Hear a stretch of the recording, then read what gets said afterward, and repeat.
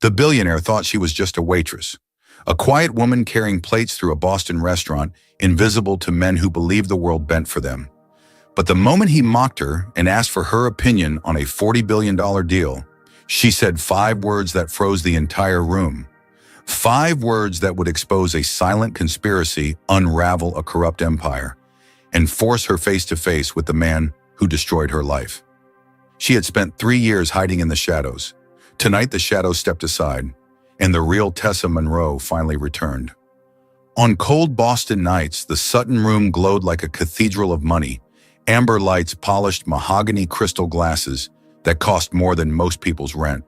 And somewhere in the middle of that luxurious storm moved a woman no one ever truly saw.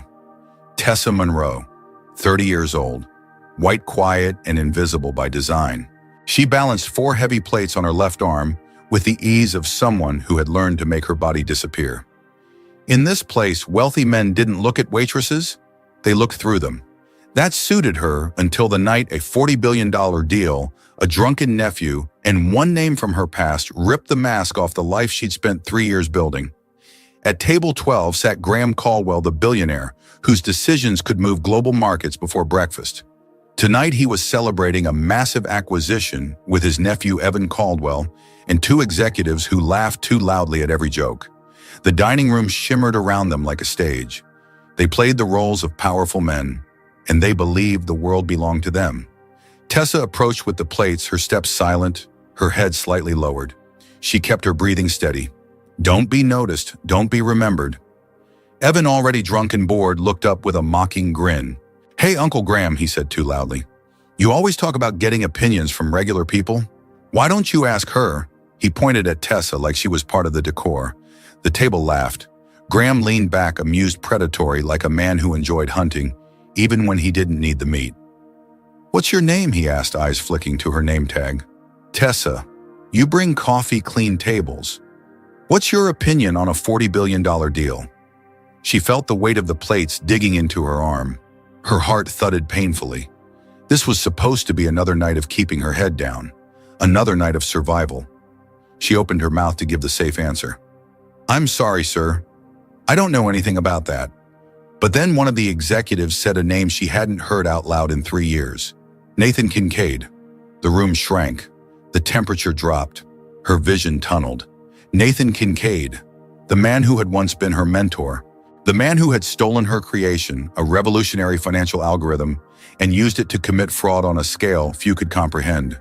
The man who had framed her with surgical precision and watched federal agents tear apart her life. Tessa Monroe, a brilliant analyst once courted by every major firm on the East Coast, disappeared overnight. She changed her name to Tessa Miller, took the only job she could find, and hid in the shadows of Boston. But now Kincaid's name had surfaced at this table, connected to this deal. Something inside her snapped, not in anger, but in awakening. For 3 years she had been small. Tonight she remembered she wasn't. She turned, slowly, carefully, and the laughter around the table died. "You're being set up," she said. Those 5 quiet words landed like a grenade. Graham's smile vanished. Forks froze midair. A glass stopped halfway to someone's lips. "What did you just say?" he asked, voice turning sharp. Tessa set the plates down with deliberate calm. "You think you're buying Nexora Systems for its technology," she said. "But what you're actually buying is their debt." Silence thickened, vibrating with tension. "Nexora looks like a gold mine," she continued, "but the real value has been drained into a shell company called Horizon Apex Holdings. Nathan Kincaid has been working with Nexora's CFO for months." Graham's jaw flexed. "How do you know that name?" "Because I built the system he's using to do it," she said. Evan's mouth dropped open. One of the executives made a strangled noise. Tessa stepped closer. Her voice was steady, strong, in a way that startled even her. "Kincaid's plan is simple. You complete the purchase. 6 weeks later, Horizon Apex declares bankruptcy. The debts fall on you. Nexora becomes worthless. Caldwell Capital collapses under the loss. And while you're on your knees trying to survive, Kincaid launches a takeover bid." Graham Caldwell, one of the sharpest financial predators in America, went still. "How do you know this?" he demanded. Tessa held his gaze. "For 3 years, I've watched him ruin lives, including mine. Tonight I saw the paperwork in your briefcase, and I recognized his fingerprints. A moment of pure electric silence. Then Graham threw a black credit card on the table. Evan, pay the bill. He pointed at the two executives. You're fired. Leave. Now. They scrambled out like frightened animals. Graham turned back to Tessa. You have 10 seconds, he said quietly. My car is outside. If you don't come with me, I'll find out who you are anyway, and this restaurant will be shut down by tomorrow morning. She didn't flinch. She simply untied her apron and placed it on the table. My name is Tessa Monroe, she said. And Nathan Kincaid didn't just compete with me, he destroyed my life. Graham didn't blink. Then let's go fix it. Outside, Boston's wind cut like blades. Graham's black SUV waited at the curb engine running. Tessa climbed inside. The doors locked with a soft mechanical click, a sound that told her she was stepping into a world she thought she'd left behind forever. The ride was silent. Tessa watched the city blur through rain-streaked windows. She felt small in her cheap uniform sitting inside a car that cost more than her entire year's wages. But deep in her chest, something long buried flickered awake. They pulled up to Caldwell Tower, a skyscraper of glass and steel slicing into the night sky. As they entered, security guards looked at her uniform with suspicion, but Graham's expression made them step aside instantly. The elevator rose floor after floor until the doors opened onto a private corridor. Tessa Monroe, Graham said as he led her into his office. You've said enough to shake the ground under my feet, but if I'm going to trust you, I need to know exactly who you are. For the first time in 3 years, she told the truth, and when she finished, Graham said only one sentence. Then we're going to war. The top floor of Caldwell Tower felt nothing like the elegant chaos of the Sutton Room. It was quiet, cold, and overwhelmingly bright, lit by screens displaying financial landscapes that could rise or collapse with a single decision. Tessa stood near the window, still wearing her waitress uniform, while the city stretched beneath her like a glittering lie. She wondered how many people below had ever realized how fragile power really was. Graham closed the office door behind them. His voice was calm, almost too calm. I need proof, Tessa. Not instinct, not fear. Proof. She turned toward him. You'll have it. He studied her for a long moment, trying to decide whether this woman with trembling hands and fire in her voice was a threat or a salvation. Finally, he said, Then follow me. They took a private elevator down to the 78th floor, the beating heart of Caldwell Capital Partners. The doors slid open to reveal a massive data center filled with rows of analysts, screens, and humming servers. Conversations died the moment Graham stepped into the room. Every head lifted, every chair went still. Behind Tessa's shoulder, she heard whispers. Who is she? Why is she with him? Is that a waitress? She kept her eyes forward. She had spent years shrinking herself to avoid attention, but now every glance felt like a test she refused to fail. Graham raised his voice. Listen up. This is Tessa Monroe. She is here on my authority. She will receive full access to all Nexora Systems files. If anyone has a problem with that, they can speak directly to me. Gasps. Shocked stares. A few analysts exchanged looks of disbelief. Then a woman in an impeccably tailored navy suit stood. Her expression was carved from ice. Graham, she said with respect, this is highly irregular. We've already vetted the Nexora deal. My team and I have signed off on it. Publicly. Tessa didn't need an introduction to know who she was. Lauren Briggs, Director of Risk Management. The one person in this tower capable of bearing red flags without leaving fingerprints. Graham kept his tone even. Lauren, I trust your work, but this is necessary. Lauren's eyes sharpened. Necessary or reckless? Tessa stepped forward before she could stop herself. If the deal is clean, you should be excited to let me look. Lauren turned slowly like someone pivoting toward a sound they were certain would annoy them. And you are Tessa, she said. The person who's about to show Graham why his company is in danger. A ripple of tension spread across the room. Lauren's lips curled, but she made no move to block Tessa as she approached an empty workstation. Graham watched, arms folded, as Tessa sat and placed her fingers on the keyboard. It had been years since she'd touched a high-level financial operating system, but the muscle memory returned instantly. Her hands moved fast, unlocking menus and accessing code structures without hesitation. Lauren smirked. Guest access won't get you far. It took Tessa 28 seconds to override the limitation. The screen filled with encrypted files, internal audits, confidential valuations. Gas sounded behind her. Lauren's smirk cracked. Tessa didn't bother to look up. Coffee, she said quietly. Black. And bring me the original printed financial statements from Nexora. Every version. For the next 6 hours, the floor pulsed with a different kind of energy. Analysts pretended to work, but instead watched the woman in the cheap uniform tear through their data like she'd built the entire system herself. She traced money flowing through offshore accounts. She compared timestamps and assignments. She pulled satellite images of Nexora's manufacturing facilities in Asia, then cross-referenced them with tax filings that implied full operations. The truth was brutal. The buildings were empty warehouses. Their patents were worthless. Their valuations were fiction, and beneath every lie she found the same signature, the same structure, the same algorithmic choreography she once crafted with her own hands. Nathan Kincaid had used her creation again, only bigger, bolder, and crueler. But one thing was missing: the final encrypted file. The one that would tie everything together so tightly that no one, even Kincaid himself, could escape. She felt a knot tightening in her chest as she stared at the screen. The encryption wasn't just complex, it was personal, biometric. It needed someone inside the company to open it. Lauren returned and stood beside her desk, arms crossed. Trouble, she asked. Tessa leaned back, exhausted but sharp. Not trouble, just a pattern. And what pattern would that be? Lauren said. Tessa studied her face for a long moment. Then she looked across the room at Mark Delaney, the CFO, who was pretending not to watch them. You two have been working very closely on the Nexora deal, haven't you? Tessa said. Lauren stiffened. Of course we have. It's our job. Interesting, Tessa replied softly. Because while I was searching Nexora's files, I found something I wasn't looking for. Monthly wire transfers, same amount, same date, for the last 6 months. Lauren's confidence faltered just slightly, and Tessa continued, they all come from a company called Bluecrest Digital LLC. Lauren's throat bobbed. Funny thing, Tessa said. The routing number matches your payroll bank. Silence spread like smoke. Her voice dropped. You're not just analyzing the Nexora deal, Lauren. You're the key to unlocking the file that proves the entire conspiracy. Lauren's face drained of color. This is absurd. I'm calling security. Tessa didn't blink. Go ahead.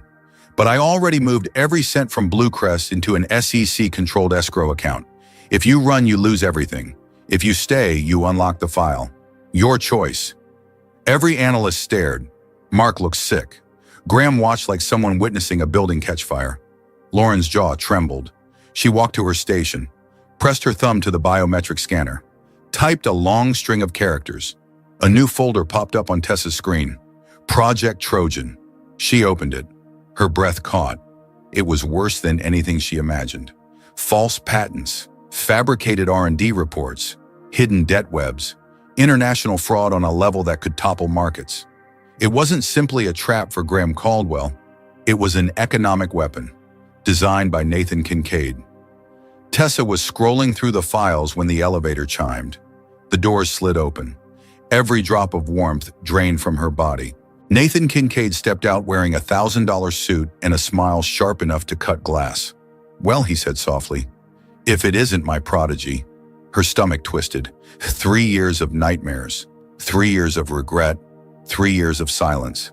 Hello, Tessa, he said. I've missed you. The entire 78th floor seemed to exhale in fear, and Tessa Monroe realized something she hadn't understood until this moment. This wasn't just evidence. This wasn't just revenge. This was war, and Nathan Kincaid had just walked into her battlefield. As Tessa held his gaze, heart pounding but unbroken, I want to ask you something that ties into her next step. After everything she has already uncovered, do you think Tessa should confront Nathan directly, yes or no? Or, for a moment, no one on the 78th floor breathed. Nathan Kincaid stood in the doorway, like a shadow that had learned to speak, his smile polished, confident, practiced. But beneath that curated charm, Tessa saw the same ruthlessness that had destroyed her life. The room felt smaller, tighter, as if the walls themselves were pulling back to watch the confrontation unfold. Nathan walked forward with the calm arrogance of a man who believed the world still belonged to him. "I came by for our final review before the signing," he said, lightly glancing at Graham, as if the earlier warnings were nothing more than rumors. Then he turned to Tessa. "But imagine my surprise when I heard you were here. I assumed you were still hiding behind an apron, pouring coffee and disappearing into the wallpaper." Her spine straightened. For the first time since he arrived, she felt something close to clarity. "You should have let me disappear," she said quietly. Nathan laughed. "Tessa, we both know you were never built for that. You were made for brilliance, and brilliance always wants an audience." Graham stepped between them. "Kincaid, this is over." "Oh, Graham," Nathan replied, shaking his head. "You're too smart to be this gullible. She's manipulating you. Her word against 2 senior executives, a dozen auditors, and the largest consulting firm in New York." He flicked his gaze toward Lauren and Mark. "Isn't that right?" Mark, desperate to save himself, nodded quickly. "She's lying, Graham. She has an agenda." Lauren swallowed hard, unable to speak, her eyes darting between the floor and the locked folder on Tessa's screen. Nathan lifted his chin. "See, you've wasted enough time. Fire her, lock down this floor, and let's finish our deal." Tessa could feel the shift. Nathan thought he had regained control. He believed she was cornered the way she had been 3 years ago. He believed she was the same terrified young analyst he had framed. He didn't realize she had come prepared for a war he no longer understood. She reached into her worn leather bag, the same bag she carried every night to the Sutton room, and pulled out a small black external drive. Her voice was steady. "You're right about one thing, Nathan. My word is worthless to you. But this isn't my word." Nathan's smile froze. "This is my backup," she said. "From 2019. Graham stepped closer to see the screen.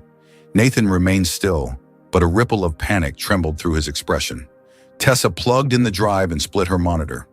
On the left side appeared the original code from her old job at Glenrock Financial Group. The code Nathan had manipulated.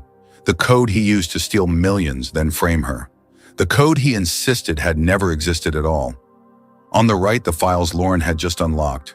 Newer, larger, wrapped in digital armor. But the skeleton was the same. Line for line, function for function, scheme for scheme. She didn't have to say a word. Every analyst in the room saw it. Every thread of fraud, every stolen algorithm, every lie. Nathan's voice cracked. "That's not admissible. That's stolen data." "You stole it from me first," Tessa replied. Graham looked at the 2 side-by-side files. His face hardened. "This is over." Panic broke through Nathan's composure. He lunged not at Graham, but at Tessa. His hand shot out, desperation blinding him. "You ruined everything," he screamed. "You don't get to walk away again." He never reached her. One of Graham's security officers intercepted him, shoving him to the floor with practiced force. The room erupted into motion, analysts backing away, some gasping, others whispering as security pinned Nathan down. Tessa stood frozen, watching the man who had erased her life lying helpless and defeated on the carpet. The world felt strangely quiet. Graham stepped to her side. "You did it," he said softly. "You just saved all of us." Her breath finally released. She didn't feel triumphant. She felt emptied, like someone had poured out the weight she carried for years until nothing remained but exhaustion and truth. The following weeks felt like moving through a storm that finally broke open. Nathan was arrested on charges so extensive the indictment filled 2 thick folders. Lauren and Mark were escorted out of the tower by federal agents. The Nexora deal collapsed instantly, sending shockwaves across the financial press. Reporters swarmed the courthouse. They called it the rise of the forgotten analyst. They called it the waitress who turned the tables. They called it redemption. Tessa hated every headline that tried to define her with a single moment. She wasn't a waitress who got lucky. She wasn't a victim who struck back. She was a woman who refused to stay broken. Nathan Kincaid pled guilty when confronted with the matching code, the shell companies, the offshore accounts, and the testimony of those he once controlled. For a man his age, 40 years in federal prison was a lifetime. When it was over, Tessa walked out of the courthouse into cold Boston air. Camera flashes lit her face, but she kept walking. Her life wasn't behind microphones. It was ahead somewhere she had yet to step. 6 months passed. Caldwell Capital transformed under her leadership. She became head of strategy, and for the first time in years, she worked without fear of someone pulling the ground out from beneath her. She built systems no one could corrupt, not even herself. She designed audits that would catch schemes long before they could grow teeth. She rebuilt trust in a company still reeling from betrayal. Yet the victory didn't feel like a summit. It felt like a clearing in a forest she had wandered for too long. She still double-checked everything. She still kept her bag close. Trauma trained her to expect collapse even in moments of calm. One night, Graham found her standing alone on the private rooftop of Caldwell Tower, gazing at the lights of Boston reflecting across the harbor. He handed her a cup of coffee, not champagne. She smiled at the gesture. "You changed this place," he said quietly. She shook her head. "No, I just stopped it from falling." "And what about you?" he asked. "Are you still falling?" She looked out over the city, her city now, her world, her second chance. "I think," she said slowly, "that I finally stopped running. I think I'm learning to breathe again." They stood there in silence, two people who had survived different wars, but understood the same truth. Power meant nothing without integrity. Knowledge meant nothing without courage. And justice meant nothing unless you fought for it yourself. Tessa Monroe had spent 3 years hiding in the shadows. Now she stood at the top of a tower built on choices she made. She had reclaimed her name, her purpose, and her voice, and she knew one thing with absolute certainty: they would never underestimate her again. Before we close this chapter of her life, I want to ask you something that ties directly to her journey. Do you believe Tessa finally received the justice she deserved, yes or no? If you were watching her story unfold, would you have had the strength to fight back the way she did? Or would you have walked away to protect your heart if this ending moved you in any way? Comment the number 100 so I know you felt her victory, and tell me which country you're watching from. And if this story stayed with you, please share the video so more people can experience Tessa's journey.